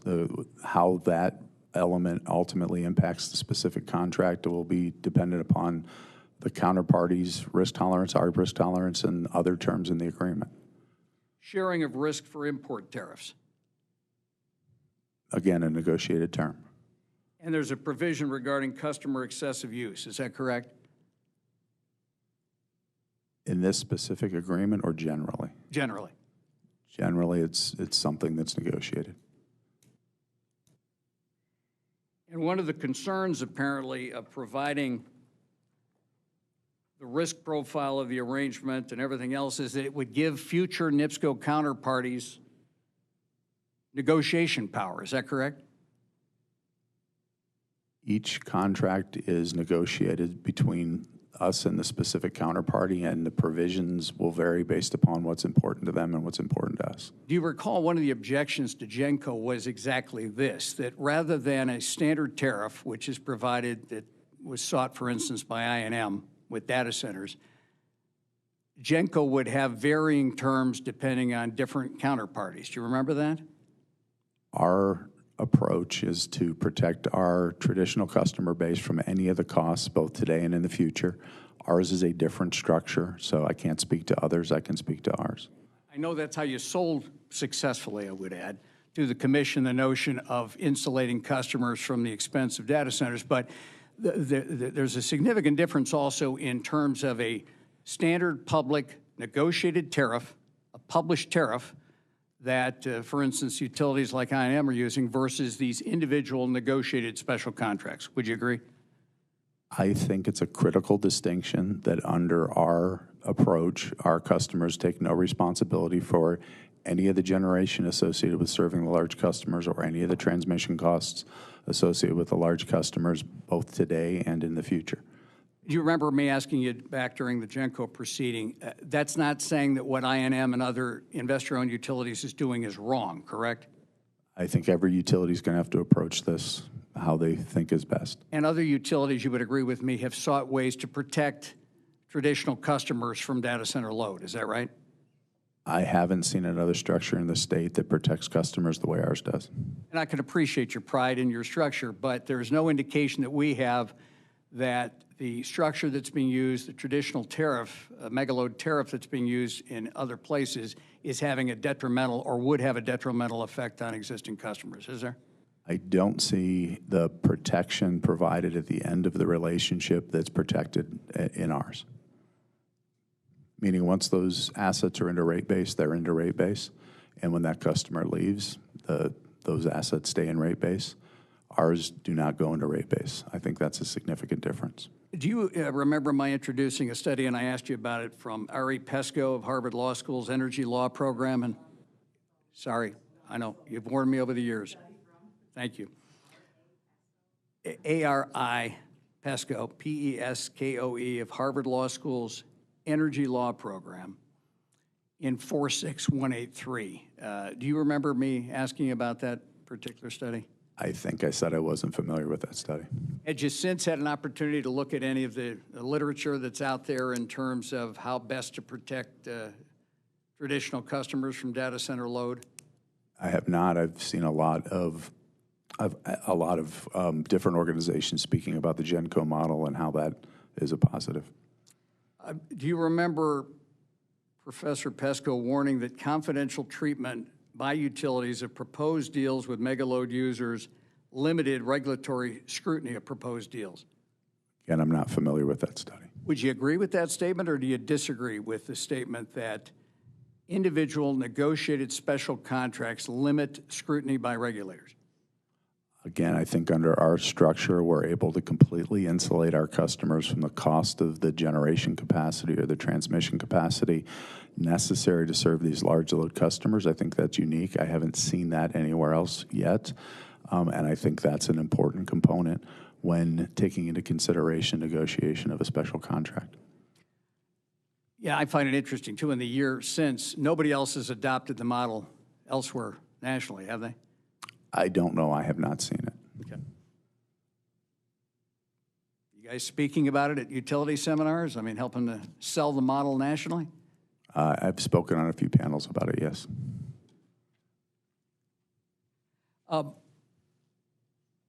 As you know, CAC has raised some concerns about the speed of this proceeding and the tight timelines that we're under. Is speed to market the rationale for why this has been expedited in your mind? At different instances, different things are important. This was a customer who was able to ultimately connect quickly, and speed to market is important in this industry generally. Well, let me ask you about another data center development. You remember what the first data center in Northwest Indiana was? I don't. I know that we have one. I'm not sure if that was the first. Yeah, the DX Hammond operation. That is one of our customers.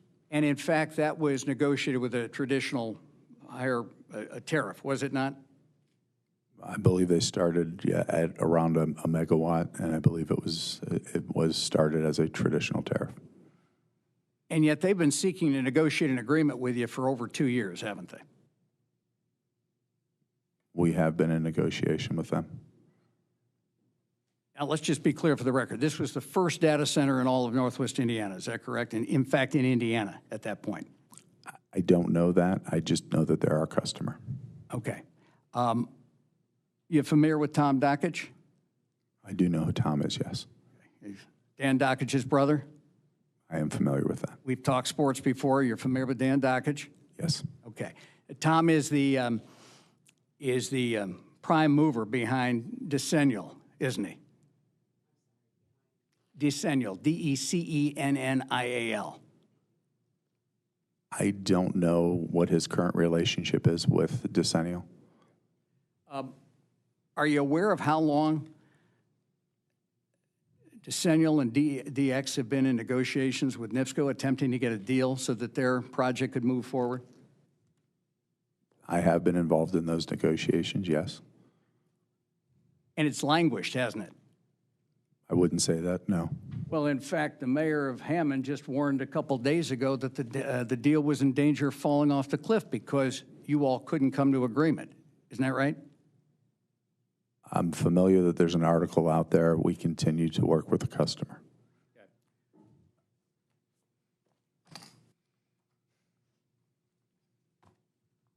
May I approach, Your Honor?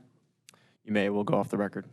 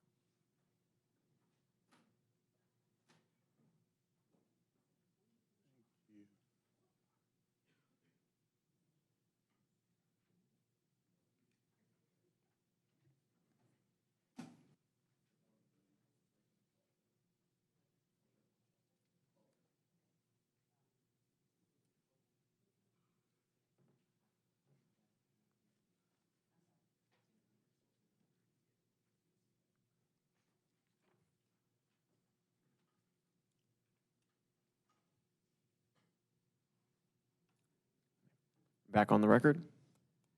Yes, thank you, Your Honor. Mr. Parisi, you'll see I've placed at the witness stand a copy of CX1, Intervenors CX1. Would ask if you remember seeing this document from 46183.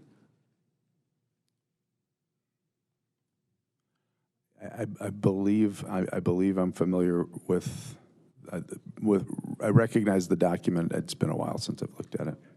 And you remember specifically with DX Hammond, they started construction on the Hammond Data Center, which sits on the lakefront in Hammond, Indiana, in the old gen station. It was a state line generating station. Is that correct? Your Honor, I would interpose an objection at this point. I've sat silently, but I think we're far afield now. The issue before the commission is the approval of the special contract in this case.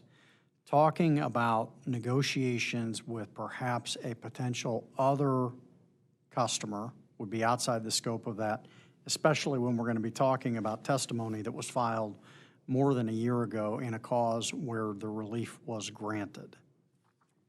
Thank you. CSC? Your Honor, we would join with Laporte here. I mean, this is the underlying case for this entire proceeding. So I mean, this is relevant. Pardon? We would join in support of Laporte continuing to be able to Sorry, cross. What sorry. regarding this proceeding? I'm sorry. I'm always. I understand these cases do blur together. What's the connection to this proceeding from CAC's perspective? The 46183 granted the authority of GenCo. So these were the underlying premises upon which the commission based its decision. And to the extent it's still at issue in the pending proceeding, we think that should be discussed. Okay. Thank you. Thank you. Your Honor, and I'm not going to belabor it long. It's a question of how different counterparties are treated. Somehow, Google's subsidiary gets the concierge treatment. Counsel, I will remind you not to testify. I'm not going to testify. What I'm going to indicate is this goes strictly to the issue of different counterparties and speed of which approval negotiations go. I think it is relevant for this commission to understand who gets favorable treatment during negotiations and who doesn't. That's it. The industrial group has no position. Similarly, from the public, no position, Your Honor. Thank you. Thank you. I will overrule this objection. However, I will note that we are approaching the point of unduly cumulative because this point has been made several different times. I will again show Local 150 CX1 admitted into the record. Thank you, Judge.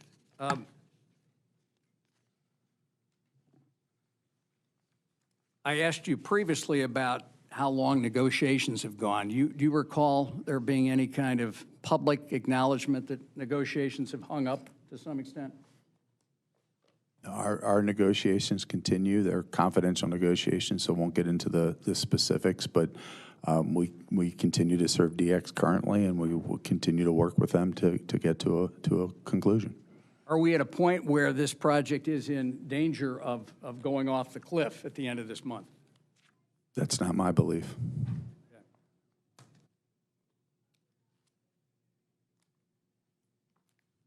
May I approach? You may will go off the record.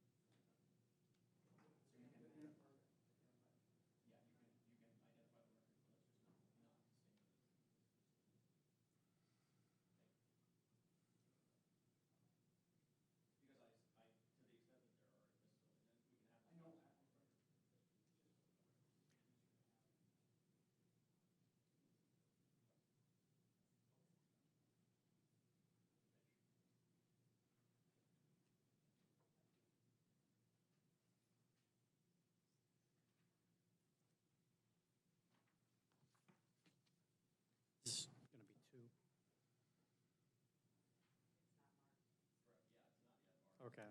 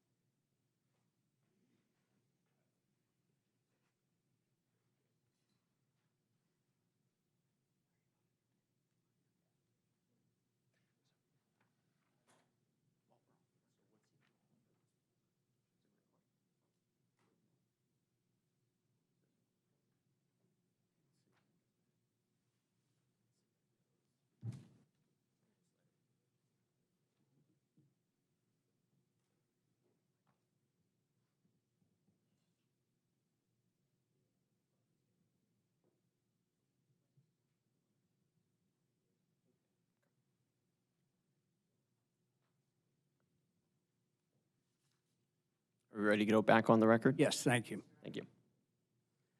We're back on the record.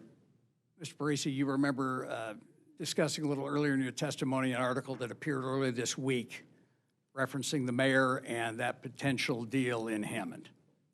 I'm familiar, there was an article, I have not read the article. The particular reference is to a June 30th deadline to negotiate details of the deal between Decennial and Nipsco. Is it still your belief that that deadline is in place? We don't have a deadline with respect to ultimately concluding those negotiations. Does the mayor or has the city of Hammond imposed a deadline for those negotiations to come to fruition? Again, I haven't read this article. I have had conversations with the mayor, and I do understand there are discussions between the mayor and the counterparty. Is it fair that there has been references in state publications about the negotiations ongoing between Nipsco, Genco, and Decennial over the past year? I believe there have been some articles from time to time. Okay. Do you get or receive the Indiana Economic Digest? Do you ever see that as part of your? I don't. I remember I asked you during the last proceeding what publications you read. What do you read to help keep up on Indiana utility matters? Yeah, you did ask that, and I said I don't look at those publications. I call people directly if I have a question. Okay. You would say it's fair, though, that the issue of ongoing negotiations has been an issue, or at least been reported publicly over the last year? I would not say it's been an issue. It's been a negotiation, and we continue to talk with the counterparty. Okay. May I approach? You may. We'll go off the record.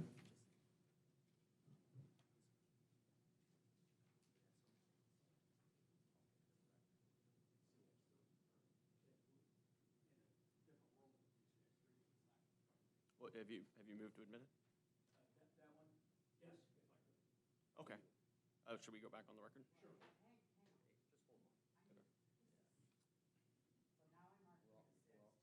Yeah, we are off the record. I think if we're moving to admit this exhibit, let's do so.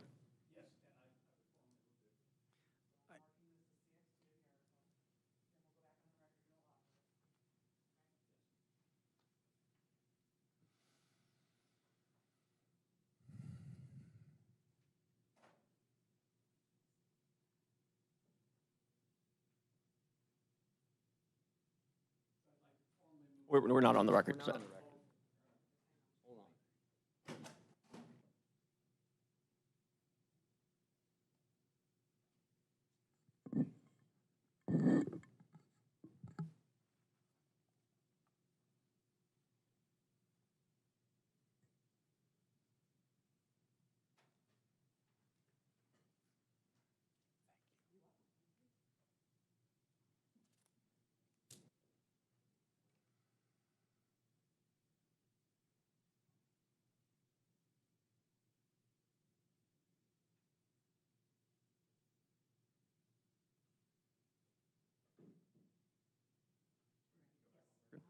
Back on the record. Let me go ahead and formally move to admit.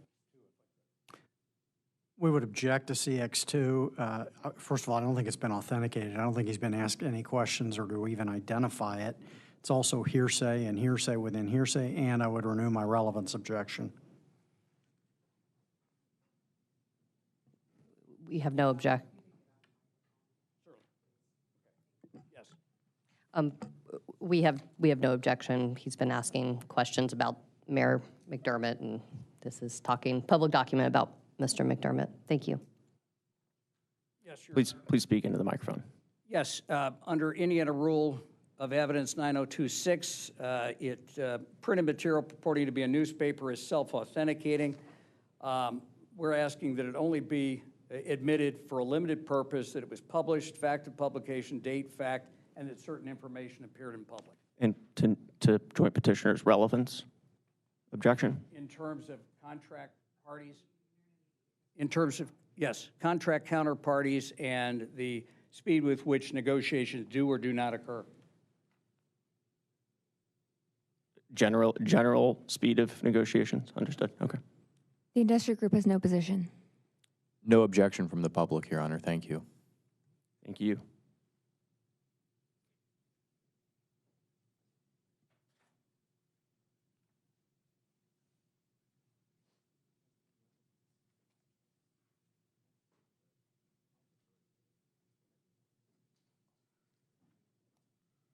Let's go off the record.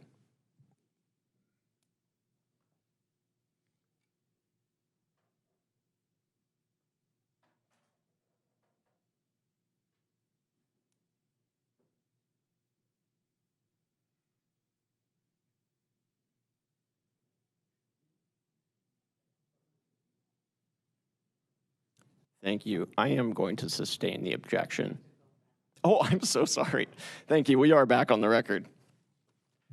I'm going to sustain the objection. I don't see the relevance of this newspaper article to the contract that we're here today to discuss. I understand the general points that you've made, and you've made those several times over with several different documents, one of which I guess was just admitted as a CXX1. So I will sustain the objection. So are you asking to approach? Because we're off mic right now. Yes, let's go off the record. And let's hand back the copies, this copy, because that has not been entered as an exhibit or admitted as into evidence.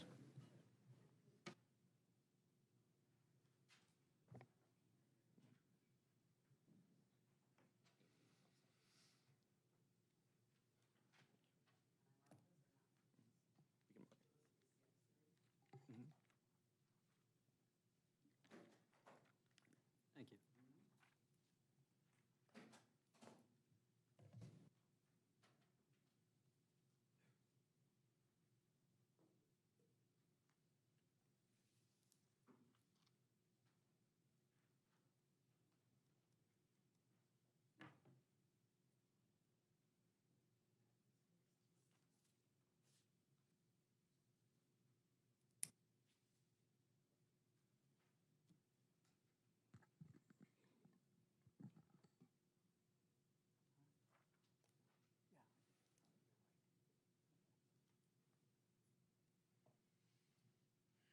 Are we back on the record? Okay. Thank you, Amy, for bearing with us here. These are trying times. Mm-hmm.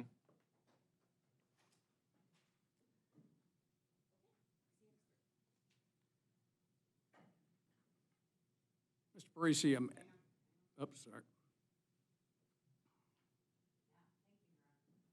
We're back on the record. Thank you. Mr. Parisi, I've put at the desk there a document marked for purposes of identification as CX3, article from the September 28th, certainly. An article from the September 2025 Indiana Economic Digest regarding the data center for Hammond. Yeah, I'm not familiar with this document, but I do see it. Okay. And do you see, as you go midway down, the mayor there some 9 months ago saying, Nipsco's been making progress in negotiations with Decennial Group. Apparently there were ongoing negotiations then, is that correct? We have been negotiating with the counterparty, yes. The mayor took up the cause of Genco, make it easier for Nipsco to make deals. You see that? Again, not familiar with this document, but I see that language, yes. Okay. Is it fair to say these negotiations have been ongoing for a period of some time? We've been in relatively constant communication with the counterparty. Okay. You've not filed with this commission any contract or sought any kind of expedited treatment for Decennial, have you, with this commission? Not at this point. Because you have not reached a contract agreement with Decennial yet, is that correct? Your Honor, I guess I'll again interpose my relevance objection. The case is not about an agreement with Decennial. I'm not going to belabor it, Your Honor.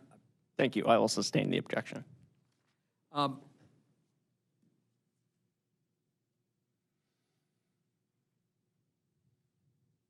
just so that we're clear, this proposed expansion is a $7 billion project, is that correct?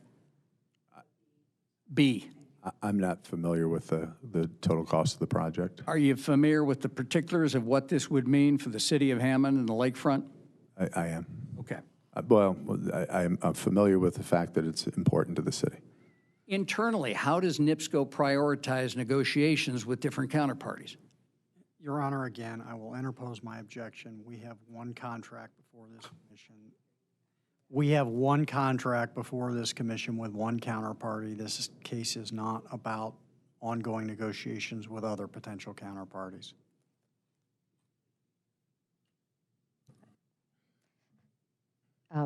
Your Honor, these are very general questions about data centers. This is what we're here to talk about the customer contracts. And I think to the extent Mr. Friedman is making comparisons about the various GenCo and Nipsco relationships with data centers, he should be allowed to do so. Thank you.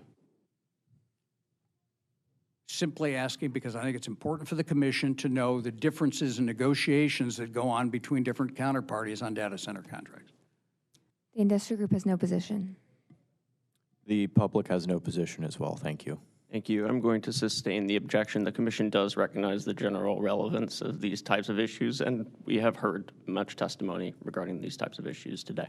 Let me go ahead and move admission of this particular document, if I could. Would object on the grounds of hearsay and relevance. We have no objection. We have no objection. No objection from the public. Not being offered to prove the truth of facts asserted, merely that these issues have been debated publicly and that it's an ongoing issue in Northwest Indiana. I will sustain the objection to the relevance of this exhibit. It is not admitted. Let me go ahead, at least make an offer of proof I can approach, or simply indicate that for the record in terms of Exhibit 2 and 3, what we believe that they would, what they would purport to show and why we believe it's important to provide it in the record if we could. What new information do they purport to show that is not already in the record that is relevant to this contract? Showing dates of publication, the fact that these issues have been debated publicly, and we think it's important that these be part of the record, and that's simply my offer of proof for the record. Thank you. Do any of the other parties have a response to Mr. Freeman's offer of proof? No, Your Honor. No, Your Honor. No, Your Honor. No, Your Honor. Thank you. Thank you. As a procedural matter, do you intend to use these exhibits going forward, or might I take this offer to prove under advisement? Feel free to take it under advisement, Your Honor. Thank you. I will do so. Anything further for this witness? Yes, my questions will go to the confidential contract. So we either may want to take a lunch break and then come back and go in camera at that point, whatever the bench's preference is. Let's go off the record to discuss this procedural issue. Yeah. About how much cross do you examine to be doing in camera, given the testimony that we've seen today? I would think a half hour.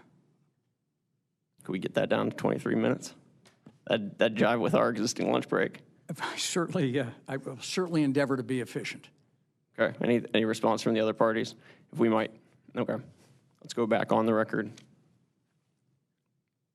Ready? Thank you. We have a motion to go in camera, which I will allow. Hearing no objections, so we were going to go in camera. Thank you all. For those that are not under an NDA, you may exit now.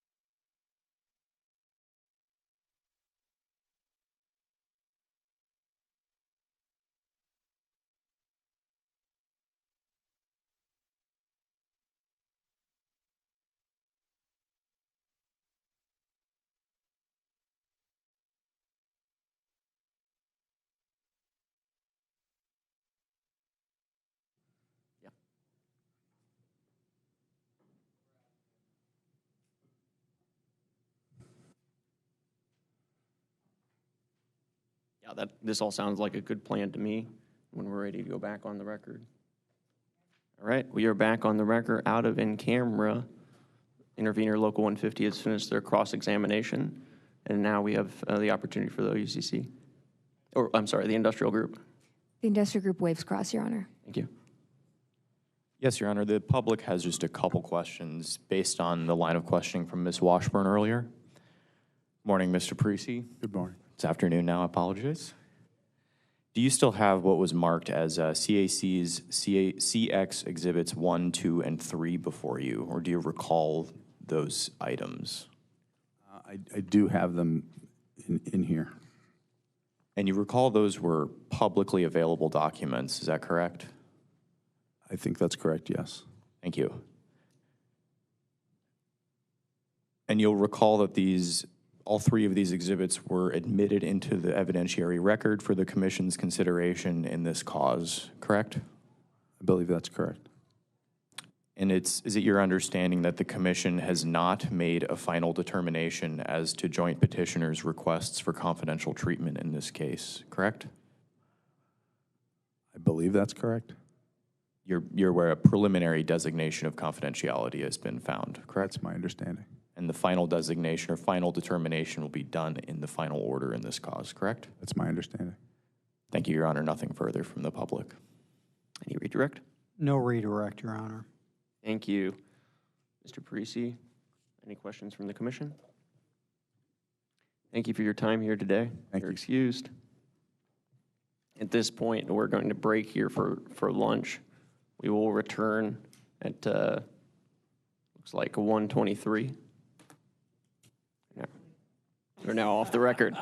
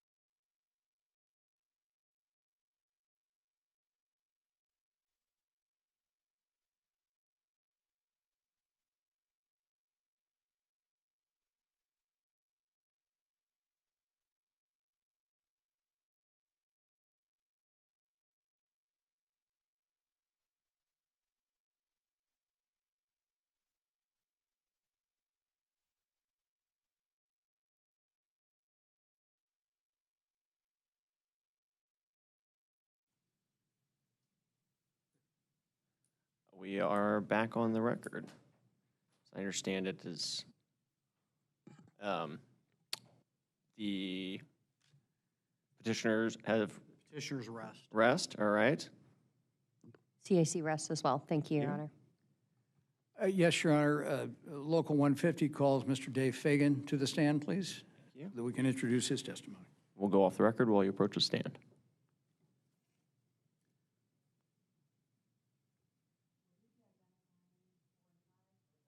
Do you have his direct? Yeah, I'm assuming the only thing he's doing is we're identifying and putting in his direct testimony, and we're stipulating for. That's fine, whatever the bench. Please. Yes. Thank you.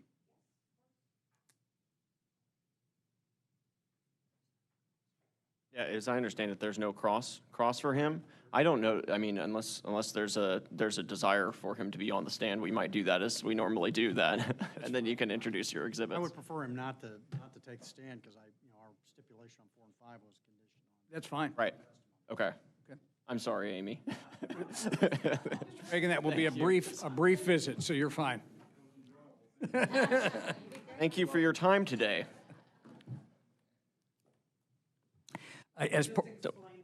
Yes, all right. Yes.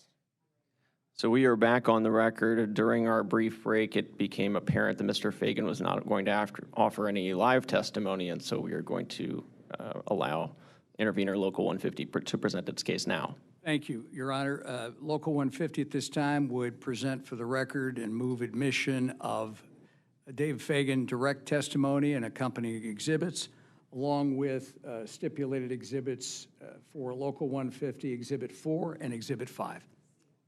Thank you. CX4 and CX5. No objection. No objection, Your Honor. No objection. No objection from the public, Your Honor. Thank you.